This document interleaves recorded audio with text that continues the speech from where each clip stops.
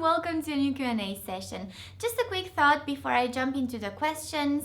If you have an inquiry and I don't immediately respond, it's probably because I don't have the time to do so.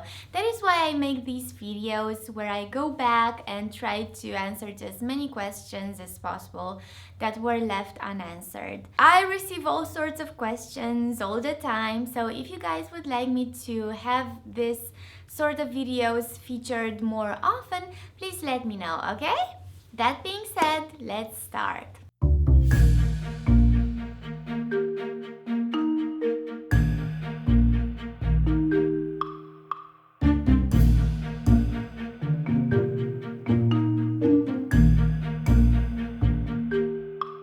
We all know that my translations are a little bit wonky, but Google translations are special. Let's put it like that.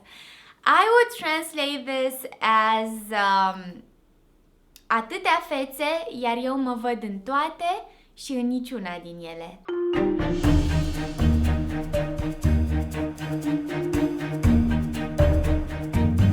Look, just about everyone I know who has tried to learn another language has been afraid to speak, including myself.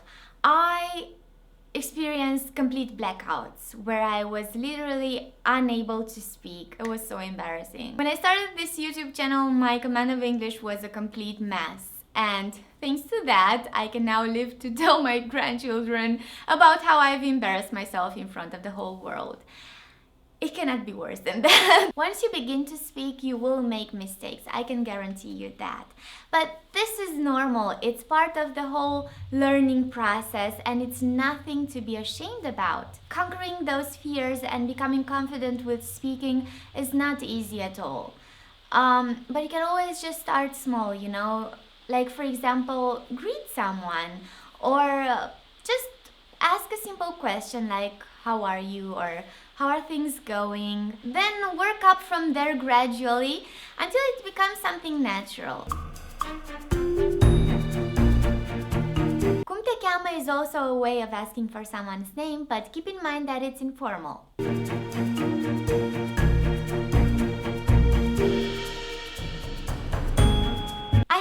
About it, and I even contacted some app developers, but guess what? It costs a fortune to create an app. At this very point, I don't have the necessary funds to invest in such a project, but if I were to create an app, I would most certainly not use the content that I've already featured on YouTube for free. There's plenty ideas in this little head of mine, so I would most definitely come up with something new and fun.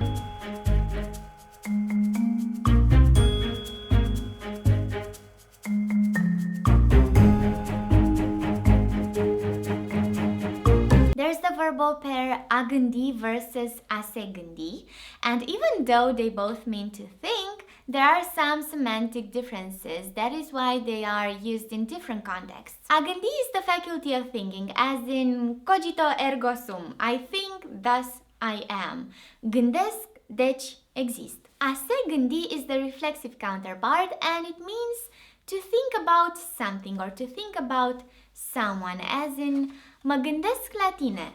I'm thinking about you. Now pay attention that when you're using the reflexive pronoun mă, it's not like you're replacing or using it instead of eu. Eu is the subject pronoun, and as we know by now, subject pronouns are mostly used to lay emphasis.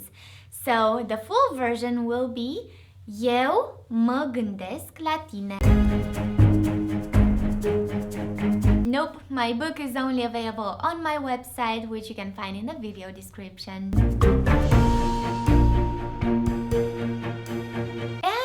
A bit tricky because the vowels that this construction consists of are not both of them full vowels. Only a is a full vowel, which means that as the prominent sound, it is going to be pronounced fully, whereas e is a semi-vowel. That is why you can hardly hear it, and it is so faint. Now try to listen carefully and hear the difference between Sara and seara. Once more, Sara and seara. Sara, seara. Still confusing?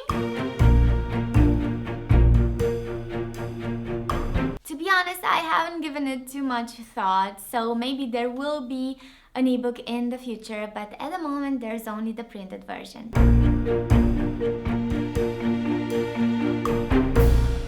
Salut can be used by both males and females, and there is no rule as to which of them can use it or not. It means greeting, and it can be used instead of bună or servus in some parts of Romania. What saluturi is concerned, it translates as greetings, but it is not a greeting word. Instead, there's the word salutări, which you will probably hear in those cases when someone sends their greetings to a person who is absent, like, for example, salutări părinților or salutări soției.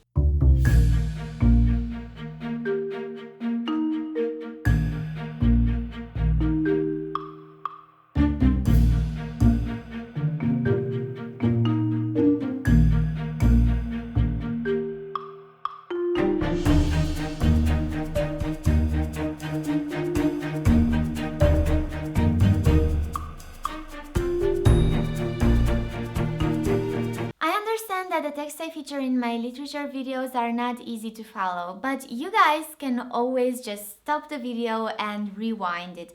You can go back to the sections that you didn't understand and study the constructions more carefully. You can always just watch the video more than once, you know? When I edit a literature video, I am trying to create and transmit a certain feeling. The texts that I introduce are mostly concordant with the music and with the mood of the whole clip. So if I leave the text longer and the scene has changed, then the text is out of place and the whole feeling is ruined. At least in my mind. You guys probably don't even notice such details, or you don't care about these things, but they matter to me as an artist. Acel is that one and același is the same one.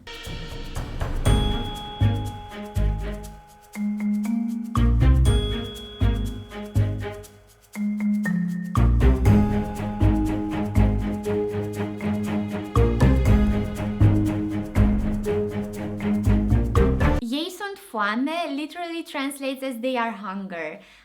Ei sunt flămânzi would be a more correct approach, but that was not your point, I get it. Ai fi foame is a construction that requires the dative case.